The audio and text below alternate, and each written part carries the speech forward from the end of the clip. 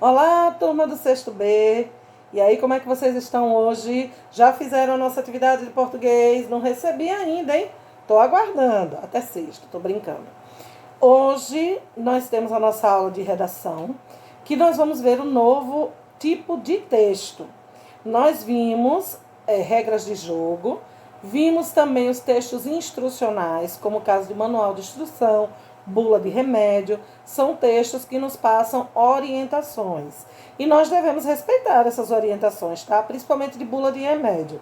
Hoje em dia nós temos uma facilidade ainda maior, que nós encontramos essas bulas de remédio nos nossos celulares, né? Através da internet. Porém, vejam sempre as bulas de remédio oficiais, tá, gente? Não leiam qualquer coisa não, achando que tá certo. Enfim, e os textos instrucionais que tem nos manuais de instrução. Eu, por exemplo, estou ali hoje com a caixa de ventilador para eu montar um ventilador, hein, gente? Então, eu tenho que ler as instruções para poder montar certinho. Senão a montagem não dá certo. Tanta gente que acha que sabe montar, né? Começa a montar, quando vê do meio do caminho tem que parar, porque não deu certo. E hoje nós vamos trabalhar com um novo tipo de texto. Eu vou ler esse texto para vocês e aí depois vou fazer umas perguntas, tá? Respondam daí, que eu quero saber se vocês estão realmente entendendo o que eu estou falando. O texto é A Raposa e as Uvas. Já ouviram falar desse texto? Eu tenho certeza que sim.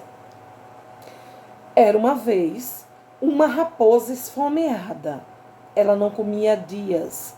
Estava pela floresta a procurar algo para comer. De repente, ela passou por uma árvore lotada de cachos de uvas muito apetitosos. Eram uvas enormes, verdinhas, suculentas, que chamavam a atenção. Aí a raposa disse: Nossa, essas uvas parecem muito suculentas. Tenho que as comer agora. Então a raposa parou e pensou: como vou fazer para pegá-las? Já sei, eu vou saltar até conseguir apanhá-las. Então a raposa começou a pular, tentando apanhá-las. Começou a saltar o mais alto que podia. Quanto mais tentava, mais longe ficava.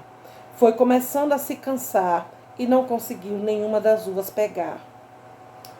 Aí ela se convenceu.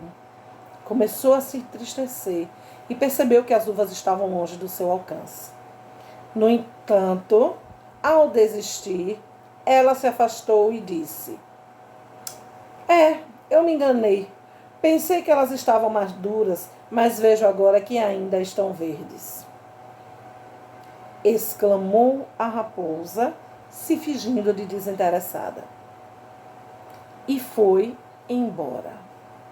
Moral da história: quem desdenha é porque quer comprar. Ou seja, quem desfaz de alguma coisa é porque, na verdade, tem interesse nessa coisa. Gostaram? Então, quem era o personagem principal dessa história? O que é que vocês me dizem? Quem era o personagem principal? Isso mesmo, a raposa. E o que era que a raposa queria? Isso, muito bem, pegar as uvas, porque ela estava esfomeada. As uvas estavam verdes ou não estavam boas ou estavam suculentas? Estavam deliciosas, suculentas, né? Chamando a atenção, eram enormes e verdinhas. A raposa tentou pegar, ela conseguiu? Não conseguiu. E aí o que foi que ela fez?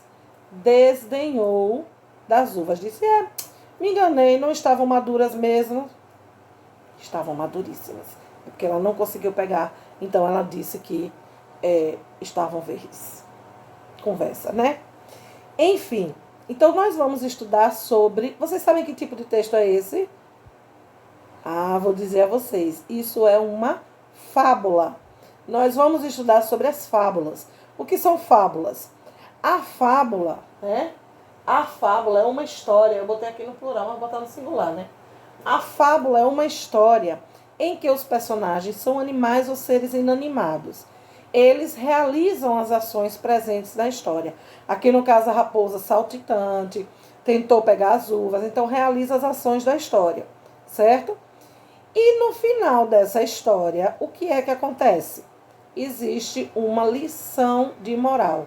O que é essa lição de moral? É uma mensagem, é um ensinamento, certo?